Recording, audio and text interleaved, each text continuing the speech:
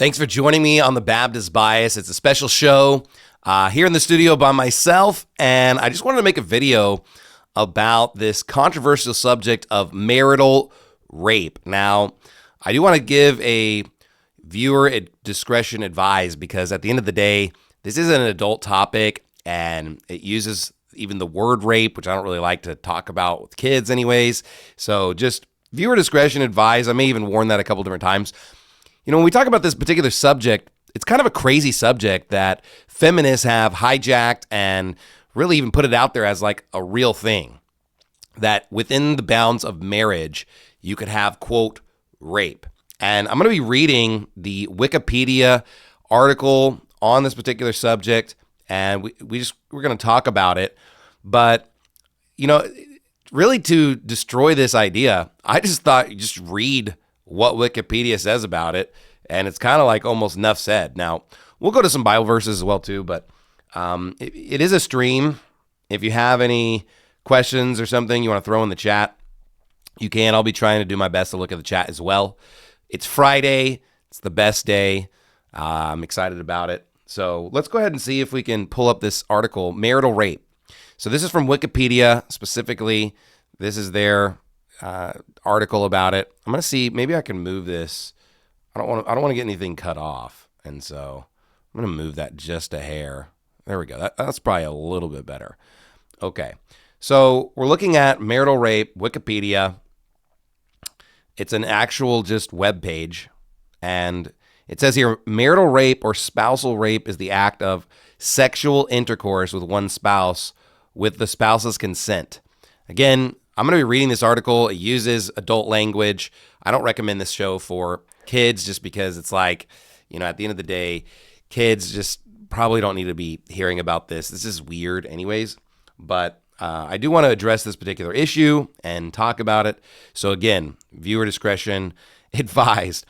It's saying the idea that you can, quote, rape your spouse, and it says without their, quote, consent. That's really what's the definition here of the rape, is without the consent. It says it's usually done to a wife or woman by her husband.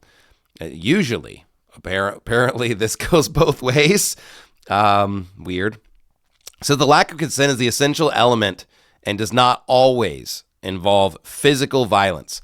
Now, I think this is important because when pastors or preachers have gotten up and said, hey, there's no such thing as rape in marriage, and they're really fighting this feminist idea, they're not addressing this violent issue because obviously violence is a completely different subject.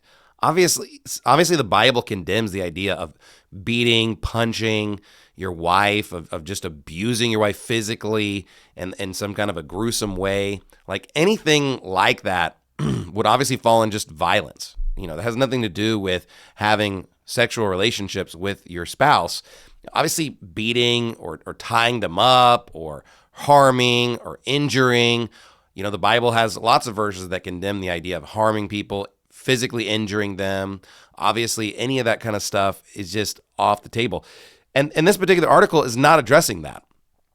It's like, no, we want to talk about the, quote, the consent element. And again, that's usually what this argument is around, is not physical violence, but usually the consent issue.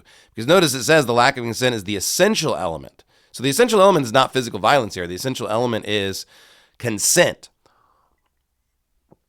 Now, for all of us that have a brain in our head, we believe that consent was given when you said, I do. That's the whole point of marriage. I mean, that's the whole reason why men and women are getting married. 1 Corinthians chapter 7 addresses this and makes it clear that's the reason why men get married, is so they can have a physical relationship with their spouse.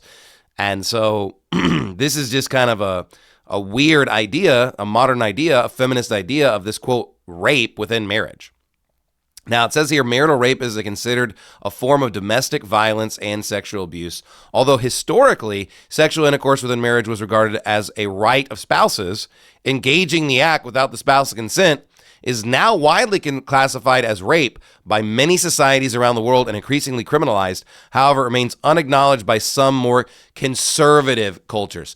So yeah, again, obviously the conservatives are saying rape within marriage is ridiculous. It doesn't make sense. When you say I do, you consented.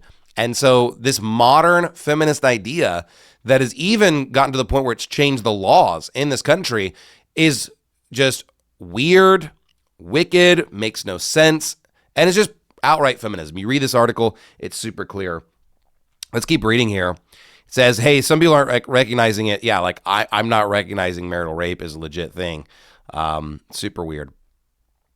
The issues of sexual and domestic violence within marriage and the family unit, and more specifically the issue of violence against women, have come to growing international attention from the second half of the 20th century. Still, in many countries, marital rape either remains outside the criminal law or is illegal but widely tolerated. Laws are rarely enforced due to factors ranging from reluctance of authorities to pursue the crime to the lack of public knowledge that sexual intercourse in marriage without consent is illegal. So he's saying, even though we've changed the tide, and even though things have been evolving, and even though people are recognizing this, for the most part, many people are not recognizing this as super tolerated. People don't even realize this is illegal because, frankly speaking, who would want to even dream this up?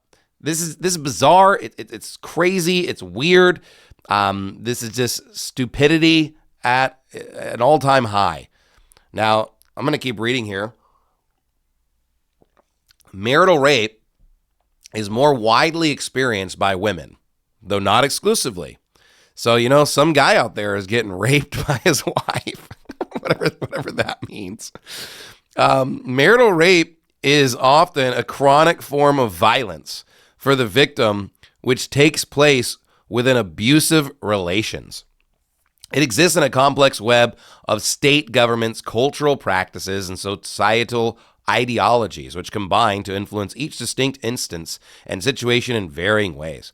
The reluctance to define non-consensual sex between married couples as a crime and to prosecute has been attributed to traditional views of marriage, interpretations of religious doctrines, ideas about male and female sexuality, and to cultural expectations of subordination of a wife to her husband. So notice what it's saying. Saying the reason why people would not want to believe in this, quote, marital rape doctrine is, number one, a traditional view of marriage. Number two, having some kind of religious belief. Number three, understanding there's a difference between men and women sexually. Number four is that wives are supposed to submit to their husbands. How could anybody even argue with any of these logics, any of these points, any of these doctrines? This is just self-explanatory. Yeah, obviously, men have the rule over their wives. And obviously the whole point of marriage is to have physical relations. So it just makes absolute no sense to suggest that there's somehow, quote, rape in marriage. Yeah, I agree. This is, these are normal ways to combat this nonsense. It says views which continue to be common in many parts of the world. These views of marriage and sexuality started to be challenged in most Western countries from the 1960s and 70s, especially by second wave feminism, leading to an acknowledgement of the woman's right to self-determination of all matters relating to her body and the withdrawal of the exemption or defense of marital rape. So notice the article itself is saying this is second wave feminism. It's not even first wave. It's second wave. And notice, not until the 1960s and 70s did this even come into the idea of like popular culture or people pushing these ideas. And it's only Western cultures. For any like reasonable Bible believing conservative out there, all of these are just red flags. 60s and 70s, red flag. Second wave feminism, that should be like 5 red flags by itself. The fact that it's about women's right to self-determination, I mean, this is just nonsensical stuff. No one should be adhering to this feminism idea. This is crazy. Now, I'm going to keep reading. We have some questions being poured in. I'm going to address them here in a minute. Article says, most countries criminalized marital rape from the late 20th century onward. Very few legal systems allowed for the prosecution of rape within marriage before the 1970s. So here's the thing. Almost everybody universally agreed, even court systems, countries, laws, lawmakers, just almost everybody is believing that marital rape isn't a thing, isn't possible, doesn't exist prior to the 1970s as far as a criminal element. It says criminalization has occurred through various ways, and this is going to bring up some recent more cases on this. It says, including removal of statutory exemptions from the definitions of rape, judicial decisions, explicit legislation reference in statutory law preventing the use of marriage as a defense, or creation of a special offense of marital rape, albeit at a lower level of punishment. In many countries, it is still unclear whether marital rape is covered by the ordinary rape laws, but in some countries, non-consensual sexual relations involving coercion may be prosecuted under general statutes prohibiting violence, such as assault and battery laws. Of course, again, I'm not advocating for assault. I'm not advocating for battery. I'm not advocating for harming and physically damaging your spouse. Obviously, that's foolish nonsense, and any level of escalation is criminalized in pretty much the whole world, and has always been criminalized. They've had assault and battery laws on the books for a long period of time. The rape is a completely different element. It's a separate element. So we can't combine these two things and say that they're the same. So anytime we're talking about marital rape, and anybody saying that I don't believe that exists or that should be criminalized, we're not talking about physical assault. We're not talking about physical harm, because obviously those cross other boundaries. It's a different conversation. So it says, historically, in much of the world, rape was seen as a crime of tort or theft of a man's property, usually either a husband or father. In this case, property damage meant that the crime was not legally recognized as damage against the victim, but instead to her father or husband's property. Therefore, by definition, a husband could not rape his wife. The view that a husband could not be charged with the rape of his wife was described by Sir Matthew Hale, it's around the 1600s, in History of the Pleas of the Crown, published posthumously in 1736, where he wrote that the husband cannot be guilty of a rape committed by himself upon his lawful wife, for by their mutual consent and contract, the wife hath given up herself in this kind under her husband, which she cannot retract. So he's saying when you got married, you gave consent and you can't give it back. Also, American and English law subscribed until the 20th century to the system of coverture. That is a legal doctrine under which, upon marriage, a woman's legal rights were subsumed by those of her husband. The implication was that once unified by marriage, a spouse could no longer be charged with raping one's spouse any more than could be charged with raping oneself. So it's essentially saying that, hey, once you become one flesh, some things are different. You can't harm yourself in that way. And so it's not a harmful thing. In the sense that also the argument being brought up that in the Bible, if you took someone's virginity, you'd have to pay the dowry to the father. Obviously, we're not talking about adultery or those kind of things. You know, when it comes to someone else's wife, obviously adultery, you're violating his property and his rights, and you're violating the father's rights and his dowry. So obviously those things were similar, and of course those would be crimes. There's a difference between things that are a good idea and things that are crimes. And so this is the legal justification for a crime. And so we have to basically describe, what is really a crime. And it's just saying you just can't criminally be prosecuted for, quote, raping your wife, even if it's not a good idea. It's just saying even if someone did something stupid, it's not a crime. Now, it says many jurisdictions, including all 50 United States, had criminalized marital rape by the 1990s. So I guess every American before 1990s that did not believe in this was crazy, weird, psychotic. I mean, praise God for the 1990s and second wave feminism to go ahead and correct all of us on this really important issue, right? It says English common law also had a great impact on many legal systems of the world through colonization. Here's some more. This article is just funny to me. It says Kirstai Yolo, I don't know how to say this name, states in the prologue of Understanding Marital Rape in a Global Context, quote, in some cultures, consent is not even something that an individual wife can give. The families that arrange the marriage guarantee her permanent consent. Control over a wife's sexuality was only a part of the greater control that men had in all other areas concerning her. A husband's control over his wife's body could also be seen in the way of adultery between a wife and another man was constructed. For example, in 1707, English Lord Chief Justice John Holt described the act of a man having sexual relations with another man's wife as, quote, the highest invasion of property. For this reason, in many cultures, there was a conflation between the crimes of rape and adultery, since both were seen and understood as a violation of the rights of the husband. Spousal rape was considered a property crime against a husband, not against a woman's right to self-determination. So I'm gonna put that on the screen here. Notice again, it's saying like arranged marriages. This isn't even possible. You have an arranged marriage. You know, it's not even the wife's consent. It's like the family's consent. Now, again, I'm not pro arranged marriages. Like, that's not how I want to do it. But historically, that happened. And there would be a huge issue if you have this arranged marriage and then the husband doesn't have relations to his wife. He's paying for it. He's marrying her. It's just how it works. It's just how things make sense. Let's keep reading. It says, the property to be withheld in a female was her virginity. This was the commodity. Following this line of logic, a woman was and still is in many cultures across the globe, first the property of her father, then upon marriage, the property of her husband. Therefore, a man could not be prosecuted for raping his own wife because she was his possession. However, if another man raped someone else's wife, this was essentially stealing property.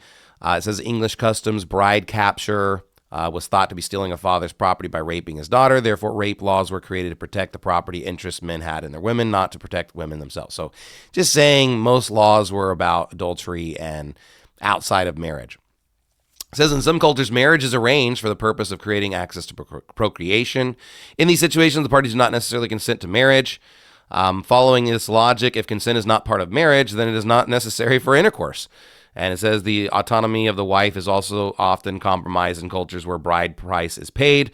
Under customary law in certain parts of Africa, forced sex in marriage was not prohibited, although some specific circumstances, such as during advanced pregnancy, immediately after childbirth, during menstruation, or during mourning for a deceased close relative, were recognized as giving the wife the right to refuse sex. So just saying that you don't have a right to say no, except for in just obvious health situations, obvious just some reason that would make clear sense, saying that would be the only exceptions. It says here, rape has been, until recent decades, understood as a crime against honor and reputation, not only in domestic legislation, but also in international law. For example, according to the Article 27 of the Fourth Geneva Convention, women shall be especially protected against any attack on their honor, in particular against rape, enforced prostitution, or any form of indecent assault. It was not until the 1990s that the International Criminal Court statute recognized crimes of sexual violence as violent crimes against the person. Not until the last half century was rape understood to be an offense against the woman, against her dignity, instead of against her family's or her husband's honor. So it's now like trying to say, well, we try to change the law to say like rape is more of a personalized offense as opposed to the property argument. Again, this is not really addressing the marriage aspect, but legal aspects. So we're moving into another section. Historically, many cultures have had a concept of spouses' conjugal rights to sexual intercourse with each other. This can be seen in English common law, in force in Anglo-America and the British Commonwealth, where the very concept of marital rape was treated as an impossibility. Right.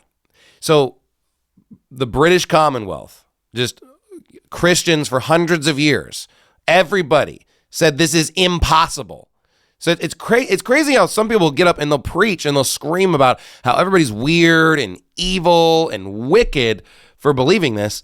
But it's like, okay, so you're just saying everybody in the 1600s, 1700s, 1800s, all of these Christians, all of our founding fathers, all of these people that are writing laws based on the Bible, they're just all wicked and evil and just can't see these obvious, clear understandings of second wave feminism that you have.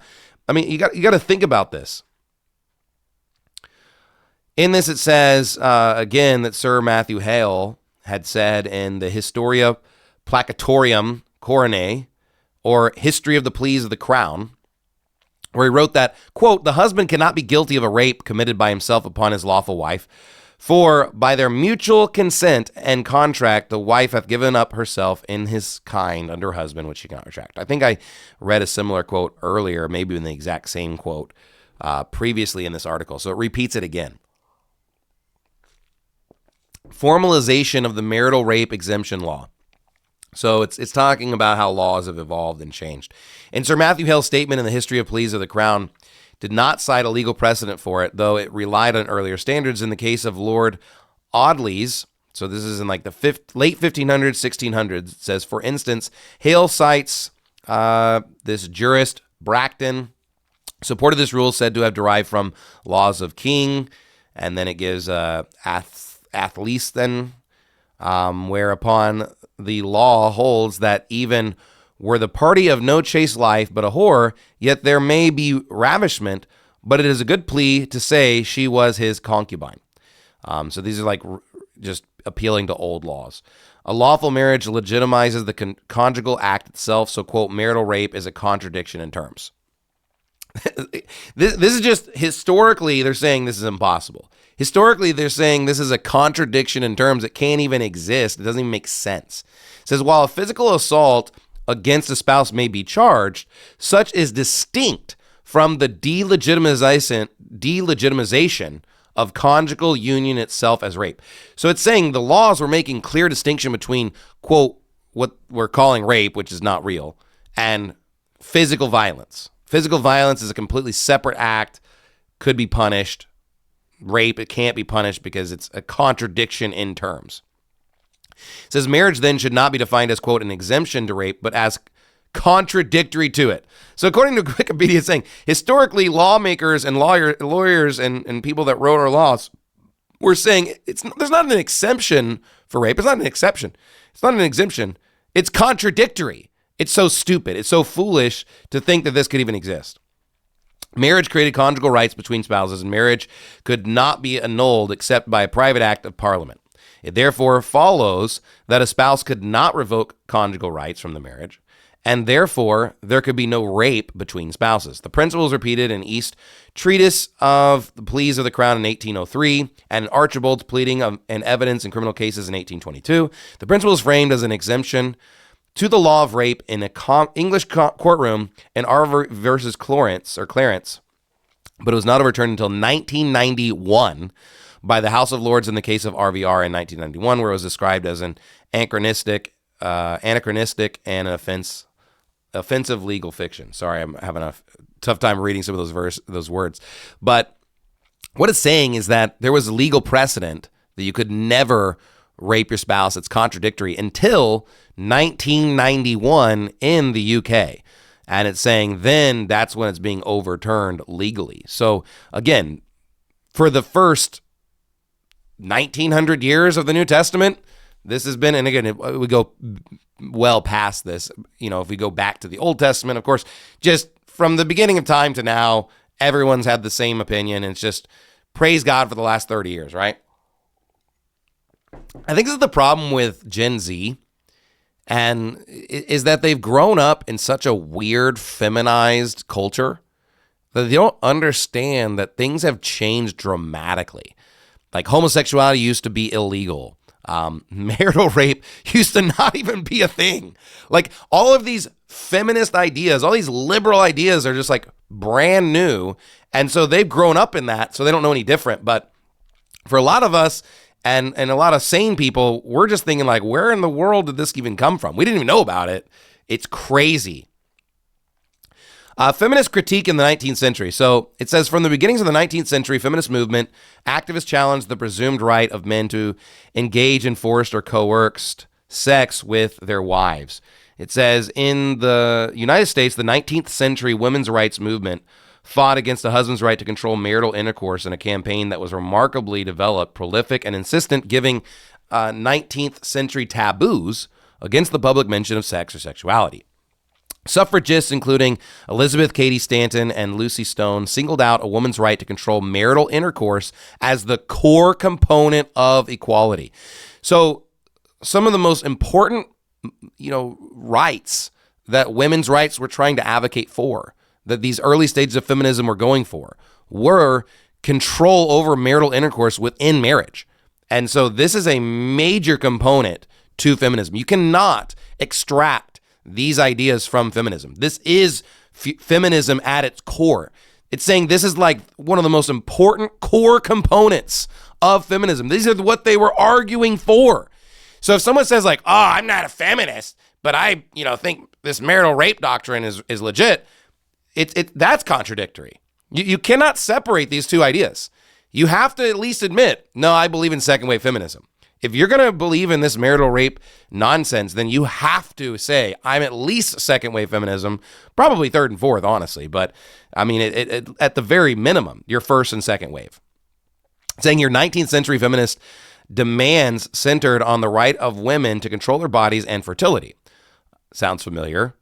Pro-abortion, right? Position consent in marital sexual relations as an alternative to contraception and abortion, which many opposed, and also embraced eugenic concerns about excessive procreation. So think about it. These women they want to turn off the sex because they don't want to have kids. And again, if you're listening for the first time, you just joined in, parental advisement warning. I think that only adults should be probably listening to this conversation. We're using, the language of this article, and we're being really explicit in these talking points. But it's basically saying women want to stop having sex with their husbands so they'd stop procreating. And it's why? So they can just not have kids because they hate kids because they're satanic. Feminists are satanic. The Bible literally commands the woman to marry, bear children, and guide the house. Like, that's just textbook Bible. And saying the women that don't want to get married, bear children, and guide the house, that they've gone after Satan. They turn aside after Satan is what the Bible says. Like, it can't even be clearer that this is a satanic doctrine to want these things to happen. It's saying here, British liberal feminists John Stuart Mill and Harriet Taylor attacked marital rape as a gross double standard in law and as central to the subordination of women. So they're saying, oh man, we got to get rid of this subordination of women doctrine, which is what? Oh yeah, the Bible. Advocates of the free love movement, including early anarcho-feminists such as Valentine de Clary, sorry, I don't know how to pronounce these names, and Emma Goldman, as well as Victoria Woodhull, Thomas Lowe Nichols, and Mary Gove Nichols, joined a critique of marital rape to advocate women's autonomy and sexual pleasure. Moses Harmon, a Kansas-based publisher and advocate for women's rights, was jailed twice under the Comstock laws for publishing articles by a woman who was victimized and a doctor who treated marital rape survivors decrying marital rape. So this was even funnier. It's like people that were trying to advocate for this position, trying to advocate for marital rape, were put in jail just for talking about it. Can you imagine? I mean, preachers today are preaching sermons, and if they had preached this sermon in the past, they would have been put in jail for decrying marital rape. They would have been jailed. They would have been put in prison for what they're doing. So again, time's not always on your side. Look, when your doctrine doesn't fit time and understanding history and understanding conservative ideas, like, you probably have the wrong idea, probably have the wrong doctrine. If all the people that built our nation and conservative Christians would have jailed you for your view, maybe you're on the wrong side of this issue. This is what's so funny about this article. They're using this as like somehow to appeal to like, they're such great heroes of this movement. And I'm thinking like, what idiots? They're being put in prison for trying to say, oh man, marital rape. De Clary defended Harmon in a well-known article, Sex Slavery. She refused to draw any distinction between rape outside of and within marriage. What in the world? Did you hear that? Let me read this again. She refused to draw any distinction between rape outside of and within marriage. Anybody that thinks that rape is the same within and with outside marriage is a delusional lunatic. It says, quote, and that is rape, where a man forces himself sexually upon a woman, whether he's licensed by the marriage law to do it or not. So again, she's just saying anytime a man tries to have relations with his wife and she's just not interested or whatever, then it's rape. British philosopher and writer Bertrand Russell, in his book Marriage and Morals, deplored the situation of married women.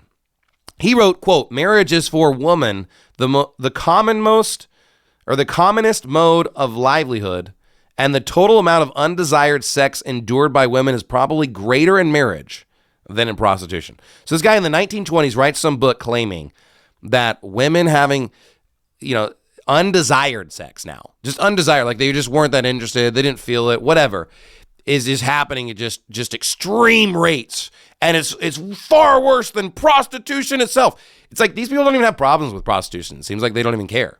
It's just like this is silly.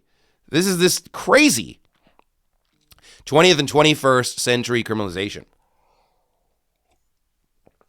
Put a W in the chat if you're enjoying this conversation. I'm going to keep going for a little bit longer. Put an L if you're hating it. And there was questions earlier in the chat. I might address it now just in case it goes away. I don't know if questions can go away. Question is, do you think it's okay for a husband to force himself on his wife if she physically resists him? You know, I think we have to ask this question. You know, what do we really mean by these things? Obviously, I've said repeatedly, I don't think physical assault is ever okay. Like, so if there's any kind of violence, then I would say no. Okay. When it says force himself on his wife if she physically resists him, you know, is it okay? Are we saying, is it okay criminally, or is it okay as like, is it a good idea? You know, I think there's different layers here. Number one, you know, if there's violence, I'm saying I don't agree with it. Number two, if we're talking about, is this a crime? I would say it's not a crime, period. It's just not a crime. It's contradiction. It's a contradiction of terms. Number three, is it okay? This would be like, is it a good idea? I would say, like, in most cases, it's probably not necessary. It's not something that should ever really take place. But obviously, in extreme scenarios, if a wife has been married to her husband for months and years and there's just no sex whatsoever, and, you know, the relationship's just a total train wreck, and a guy happens to just, you know, I guess just make it happen without violence, I can't condemn that. Now, again, I think that for most people, that's not even a scenario.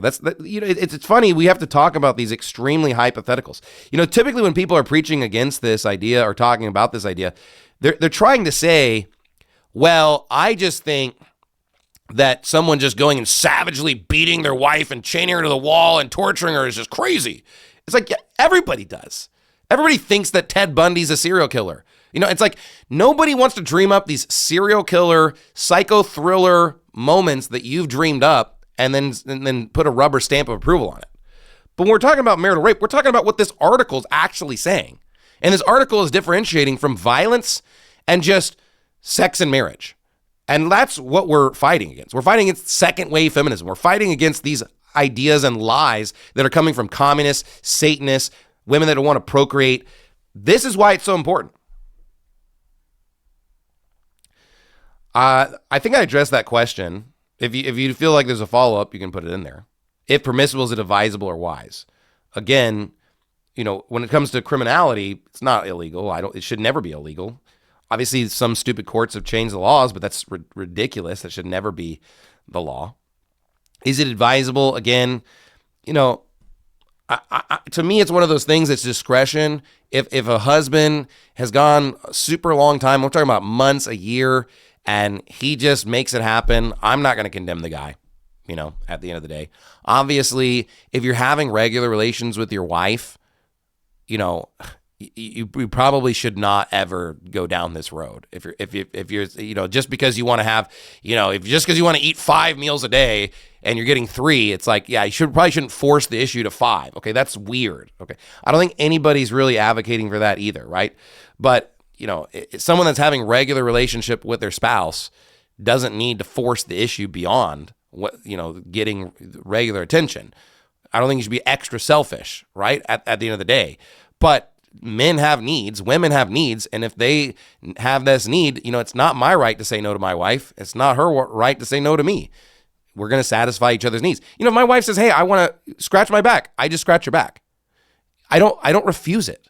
If my wife's like, hey, rub my feet, I just rub her feet. Sometimes I'm rubbing her back and it's like, now rub my feet. It's like, okay, I'll rub your feet. This is how a healthy marriage should be. It's just like, hey, do this. And it's like, I'm not sitting here just like, man, I just really want to rub her feet. Man, I just really want to rub her back. It's just how life works. In a healthy marriage, it's just like your wife just says, scratch my back, and you scratch it. You tell your wife, hey, rub my shoulders. She rubs your shoulders. Hey, hold my hand. You know, also in marriage, you know, I'm never asking for consent when I kiss my wife. I just walk up and kiss my wife. You know, I just walk up and smack her on the ass. You know what I mean? Oh man, I can't believe you said that. Well, it's not, the show's not for kids, okay? So I already said that.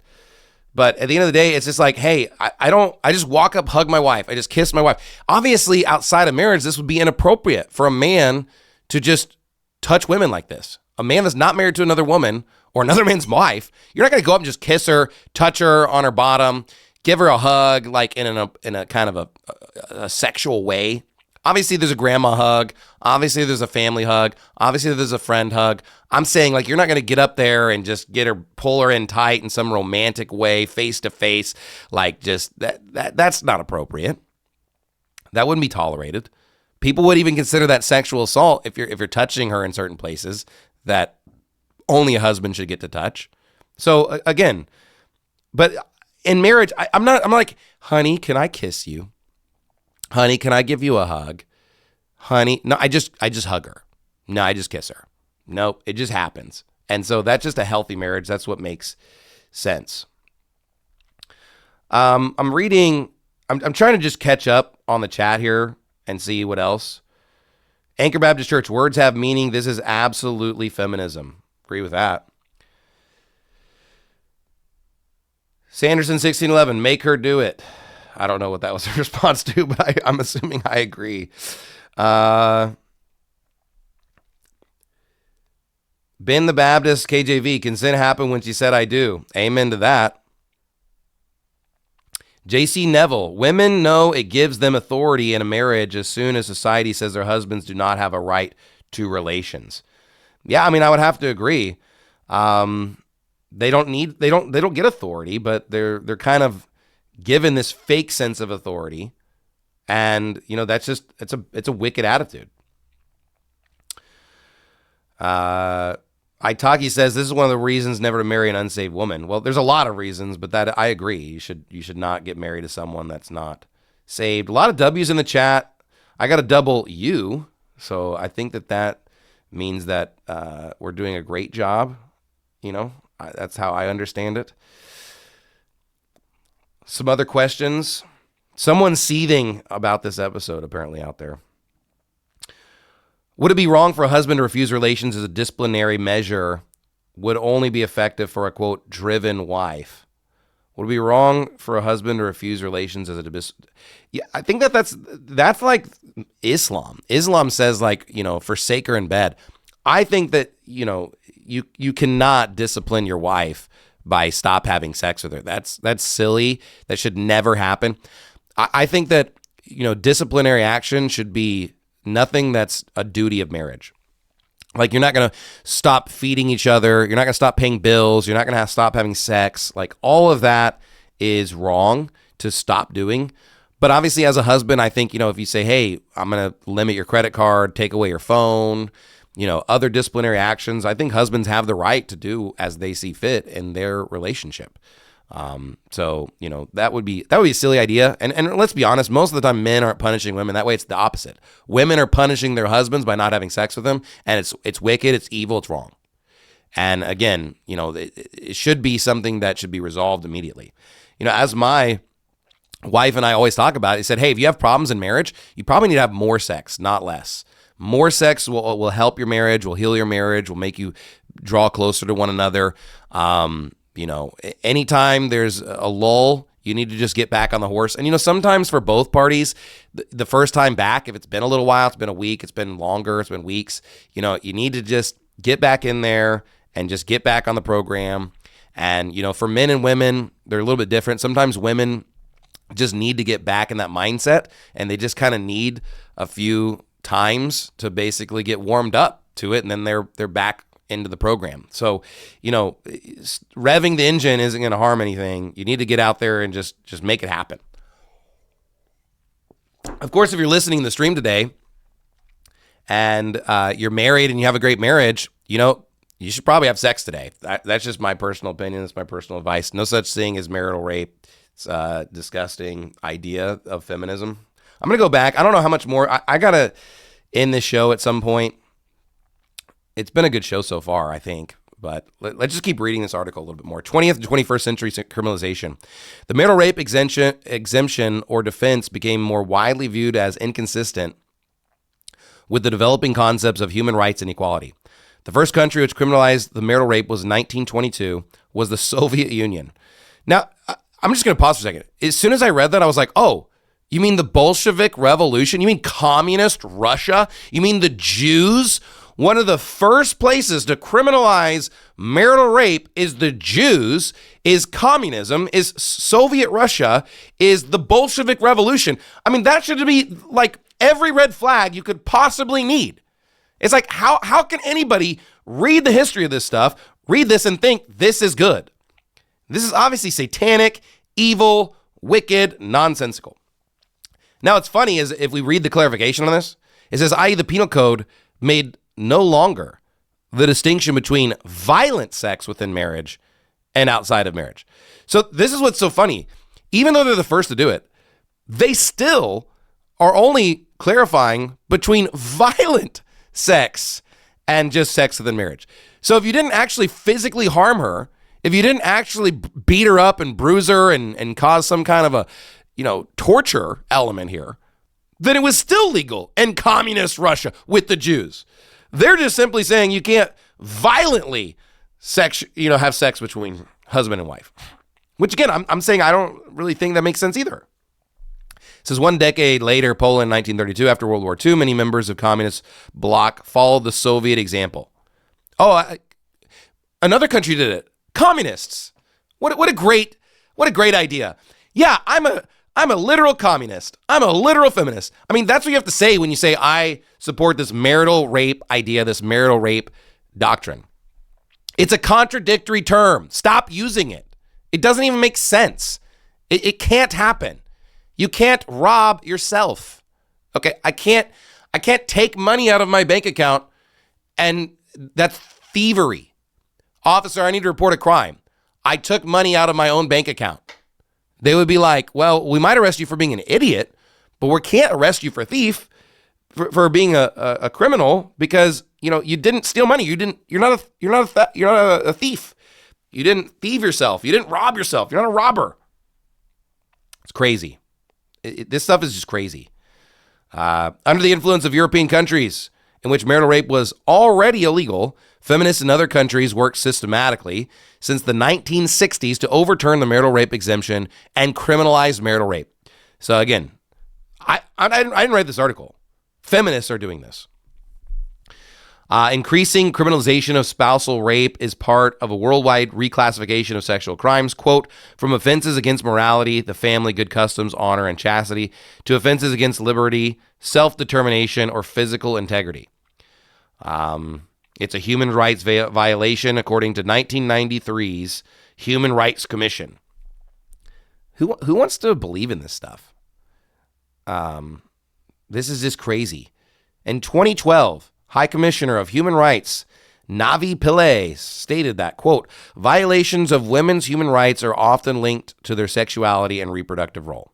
In many countries, married women may not refuse to have sexual relations with their husbands and often have no say in whether they use contraception. Ensuring that women have full autonomy over their bodies is the first crucial step towards achieving substantive equality between women and men. Personal issues such as when, how, and with whom they choose to have sex, and when, how, and with whom they choose to have children are at the heart of living a life in dignity. Now, again, I've preached against this repeatedly. I preached a whole sermon years ago saying that I don't ask my wife's permission to have children. I heard a pastor, Pastor Tommy McMurtry, preach that years ago. He preached that, he had to get his wife's permission in order to have more kids. And again, bad idea. I know someone very close to me, very personal, doesn't go to church at my church or anything like that. Has nothing to do with church, where the husband wants more kids and the wife said no. And then he got snipped. Then he got a vasectomy. In fact, pretty much everybody that I knew growing up got a vasectomy. And I remember them talking to me about this, and I said, I will never get a vasectomy. That's disgusting and gross and wicked and evil. I don't want that. Stay away from me. And then I was treated like a villain. I was treated like an evil person. They said, well, if you don't get a vasectomy, then you're going to force your wife to get her tubes tied, and that's a more dangerous procedure, and it costs more money, and that's selfish. And I said, well, I'm not getting that either. And then it was like even more shock and horror. It was just like, what in the world? You're saying that you're just going to keep having kids? Yeah, I'm just going to keep having kids. Sorry you don't like what the Bible says. Sorry that you don't like be fruitful and multiply, as the Bible clearly teaches. I like that. The Bible says that, childbearing is going to keep women saved from the corruption of this world, from lies, from the devil. The women marrying, bearing children, guiding the house, they're going to be kept from the deception of the devil. I don't want a vasectomy. And again, I know men that have gotten vasectomies and they weren't really necessarily trying to do something stupid. And they came to me and they said, should I get a reversal? I said, look, if the damage is done. If you want to get a reversal, go for it. If you don't, you already made that choice. I don't think you're like sinning worse or something like that by not getting it changed. But I'm not going to sit here and excuse it and say it was cool. It was a bad idea. Like getting a tattoo. I don't recommend people removing their tattoos. Bad idea. I'm going to preach against it. Vasectomies, same category. You could keep reading this article. I don't know. There's probably even more stuff, and this is pretty funny. I'm going to go to a few Bible verses. I'm going to try and land the plane. The Bible says in 1 Corinthians chapter number 7, it says, now concerning the things whereof you wrote unto me, it is good for a man not to touch a woman. Nevertheless, to avoid fornication, let every man have his own wife, and let every woman have her own husband. Let the husband render unto the wife due benevolence, and likewise also the wife unto the husband. So notice, according to the text, according to the Bible, you owe something to your spouse, due benevolence. This is not something that is optional. It's something that's commanded. It says here, and it works both ways. I owe my wife benevolence. She owes me benevolence. This is how marriage works. This is how our relationship works. So whenever I want it, I get it. Whenever she wants it, she gets it. It's my wife's body, but it's my choice. And at the end of the day, my body is her body, and it's her choice. In the sense that whatever she rub your back, rub your back, rub your feet, rub your feet. Sex. That's just how it works. You want that, you get it. The wife hath not power of her own body, but the husband. And likewise also the husband hath not power of his own body, but the wife. That's exactly what the text says. It says, hey, she says, hey, I want this. Okay, you have to do it. Vice versa. Verse 5, defraud ye not one the other, except it be with consent for a time, that ye may give yourselves to fasting and prayer, and come together again, that Satan tempt you not for your incontinency. Now, again, the word consent is brought up in this passage. But you have to understand what it's saying. It's not saying that I have to ask permission to have relationships with my wife. It's saying I have to ask permission to not have sex with my wife. So think about this. If I say, honey, I don't want to have sex, and she says no, I have to. That's what the text is actually saying. It's saying I have to get her to agree for me to not have sex with her, or vice versa. If my wife wants to not have sex, she has to come to me and say, can we not have sex tonight, or for this reason, for fasting or prayer or whatever. And if I said, no, I don't agree to that. We're not going to fast or pray tonight. Tonight's Friday night. We're going to have fun. Then you have to. It says, come together again, that Satan tempt you not for your incontinency. Incontinency meaning like your lack of self-restraint. So if someone's incontinent, usually it's talking about they use the bathroom without being able to hold it. But it can be used in this context of, hey, if you're not having physical relationship, if you're not having sex with your spouse, well, then you may be tempted to sin in this area. And so, you need to just go ahead and come together. Now think about this logic for a second. It's saying if you don't have sex, you're going to be tempted to sin. The feminists and the liberals, how they're reading this? You're tempted to sin by just forcing your wife, right? but then you'd be having sex with her, so then it's contradictory. Verse 5 proves beyond a shadow of a doubt we can't believe in marital rape, because if marital rape was the sin, then you're doing what it's saying. You're coming together. You can't come together, and then it's saying you're not coming together.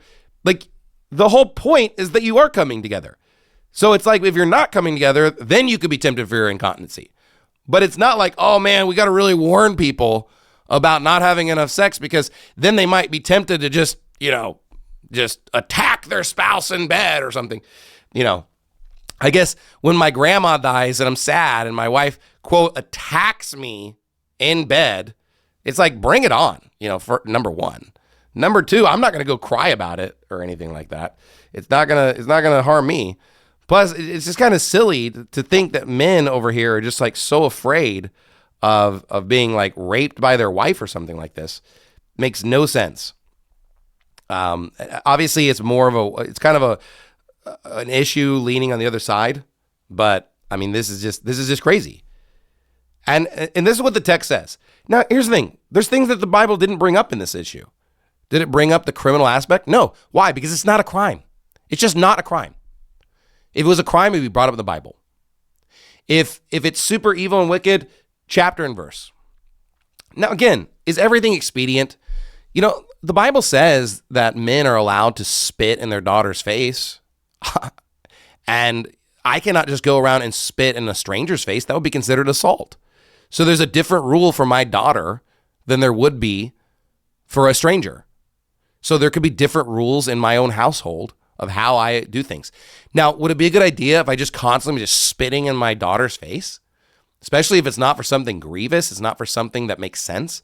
No, and someone getting up and saying, hey, there could be a justification to spit in your daughter's face and something really extreme.